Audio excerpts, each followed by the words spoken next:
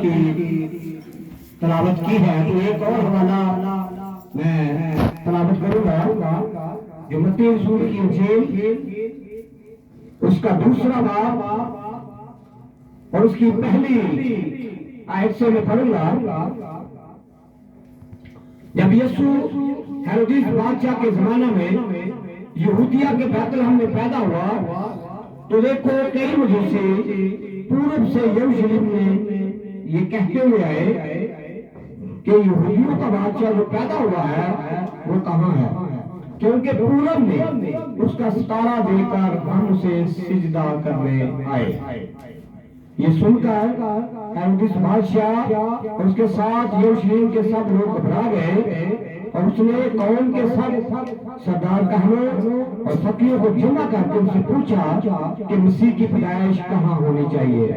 انہوں نے سے کہا یہودیہ کے بیت لحم میں، کیونکہ نبی کی معرفت یوں لکھا گیا ہے کہ اے بیت لحم یہودا کے علاقے، تو یہودا کے حاکموں میں ہرگز سب سے چھوٹا نہیں، کیونکہ تجھ میں سے ایک سردار نکلے گا جو میرے امت اسرائیل کی گلابانی کرے گا۔ اس پر ہیرودیس نے مجوسیوں کو چپکے سے بلا کر ان سے تحقیق کی کہ وہ ستارہ کس وقت دکھائی دیا تھا، اور یہ کہہ کر انہیں بیت لحم کو بھیجا کہ جا کر اس بچے کی بابت دریافت کرو، اور جب وہ ملے تو مجھے خبر دو تاکہ میں بھی آ کر اسے سجدہ کروں۔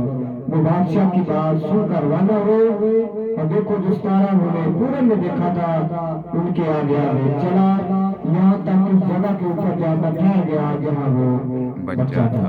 خدا ان کے کلام کے پڑھے اور سنے جائے پر اس کی برکت ہو۔ آمین کا شکر ہو۔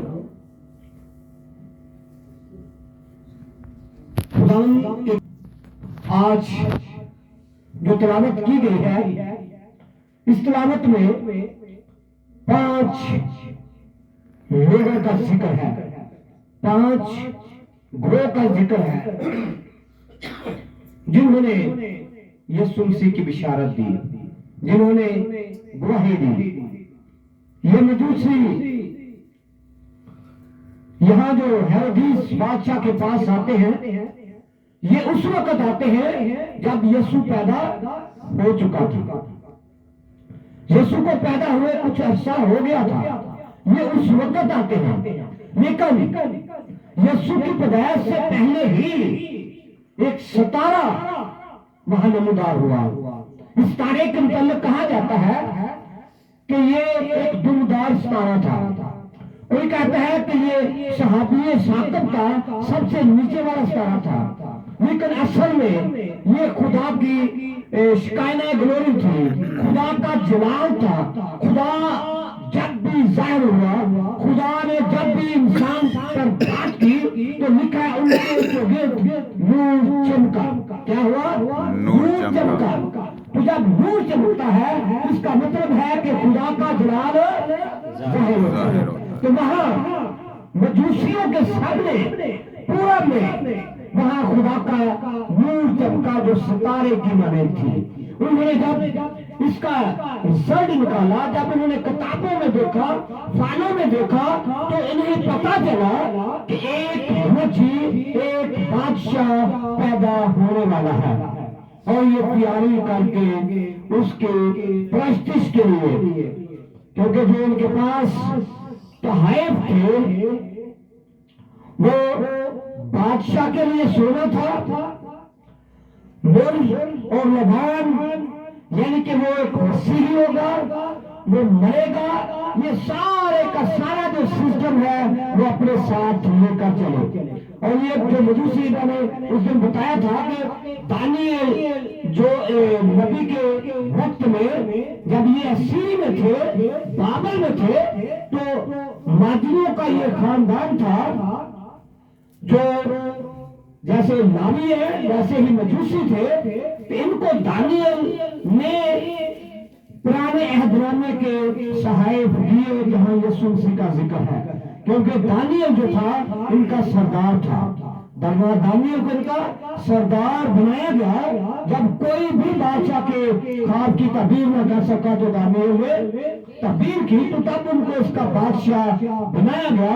तो दानियल ने भी मसीह के मतलब पेशेंगोई की थी। और ये लोग बड़े अक्लमंद और दाना लोग थे, और ये इस बात को, इस कलाम को उन्होंने संभाल कर रखा हुआ था।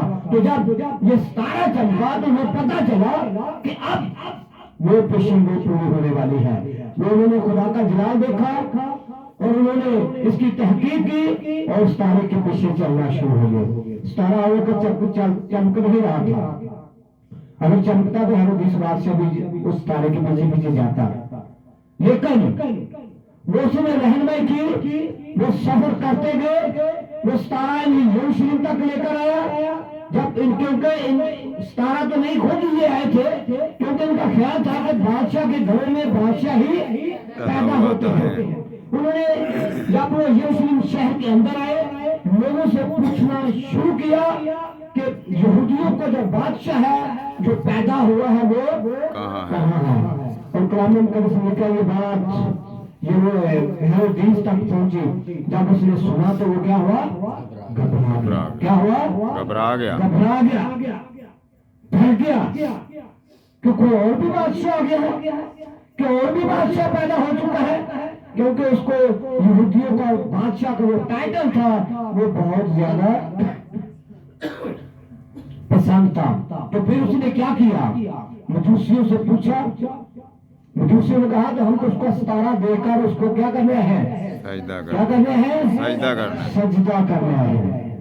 हम उसकी पूजा करने हैं, हम उसकी प्रस्तिश कर रहे हैं। ये सितारा जो है ये भी खुदा की गवाही दे रहा था, यीशु मसीह की बिशारत दे रहा था, इसने गवाही दी।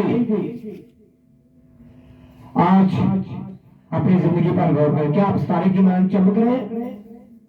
क्या आपके अंदर खुदा का जलाल है, जिसकी आप गवाही देने के लिए तैयार हैं, जिसकी आप प्रस्तिश कर रहे हैं?